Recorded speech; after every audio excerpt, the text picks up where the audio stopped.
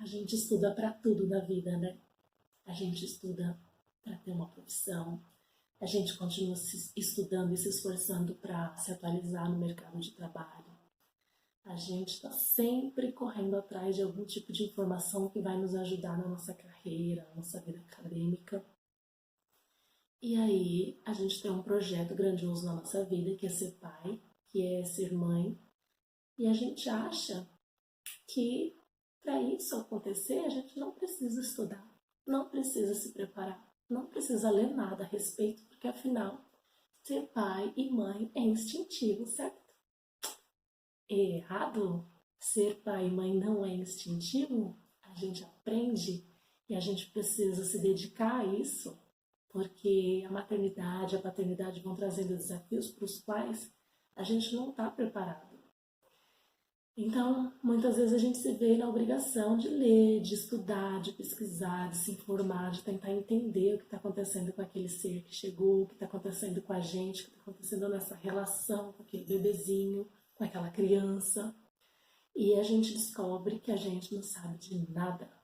E a gente muitas vezes tenta reproduzir a educação que recebeu, e é claro que não vai dar certo. Porque o mundo que a gente viveu quando éramos crianças era um mundo. O mundo que nossos filhos estão vivendo é completamente diferente.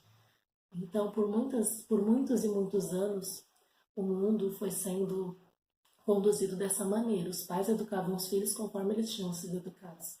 Só que poucas coisas mudavam de uma geração para outra, né? Nos últimos 50 anos, a gente viveu tantas mudanças tão bruscas e radicais que a gente não consegue mais repetir esse modelo de vou fazer conforme fizeram comigo. Sou um sobrevivente. E minha mãe fez assim comigo e eu sobrevivi. Tô vivo, tô aqui contando a história. Hoje, eu acredito, eu sou uma otimista incorrigível. Eu acredito que a maior parte das pessoas não estão mais conformadas com isso, em ser sobreviventes, em criar sobreviventes. Então, a gente não quer colocar filho no mundo para sobreviver. A gente quer colocar filho no mundo para viver dignamente, para viver bem, para ser feliz, para ter respeito por si, pelos outros, né? E para ser a melhor versão de si. Para isso acontecer, a gente precisa entender e aceitar que a gente não sabe nada. E que a gente precisa se conectar com aquela criança, se conectar com o mundo atual, tentar entender o que o mundo atual está exigindo da gente como pai, como mãe. O que aquela criança, o que a nossa criança está precisando realmente e como a gente pode se relacionar com ela. Existem diversos livros, palestras, vídeos, né, cursos para pais hoje. É uma coisa, é um movimento um pouco novo, mas é um movimento que vem crescendo cada vez mais e conseguindo mais adeptos. E cada vez mais pessoas estão compreendendo que é preciso aprender para ensinar, que é preciso estudar para ser pai e mãe. E mais do que técnicas e ferramentas nesses estudos, a gente precisa se conectar com o nosso filho real, né? Nosso filho de verdade, de carne e osso. Né? O livro ele serve para nos orientar, para nos ajudar, para dar um norte, mas eles não funcionam como guia. Não dá para a gente seguir ao pé da letra a cartilha da disciplina positiva, por exemplo, que é maravilhosa, mas vão ter coisas dentro da disciplina positiva que vão se aplicar à sua família, vão ter coisas que você vai precisar remodelar, readaptar. Então, só o contato entre você e seu filho vai permitir isso. Né? Tem muita gente achando que dá para terceirizar a educação do filho.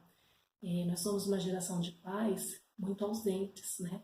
As pessoas estão cada vez mais tempo longe de casa e as crianças estão cada vez mais tempo nas escolas, com outros cuidadores, com babás.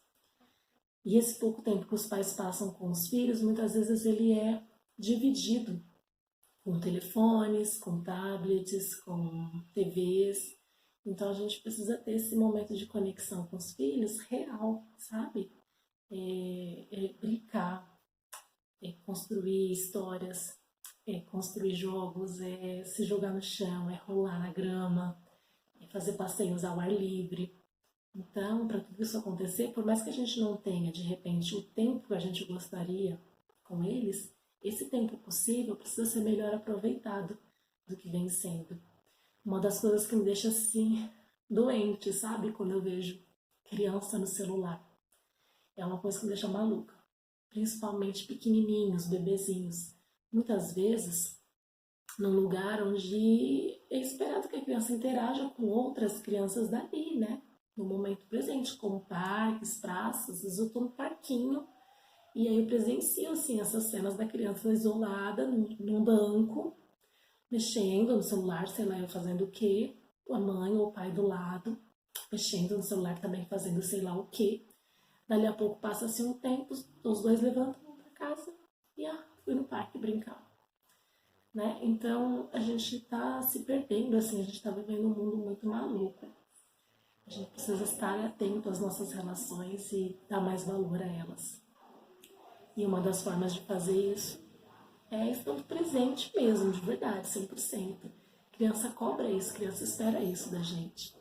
E aí, antes da gente falar, meu filho fica muito tempo no celular, a gente tem que parar para pensar quanto tempo a gente está ficando no celular. Será que nosso filho não está, de repente, repetindo um modelo?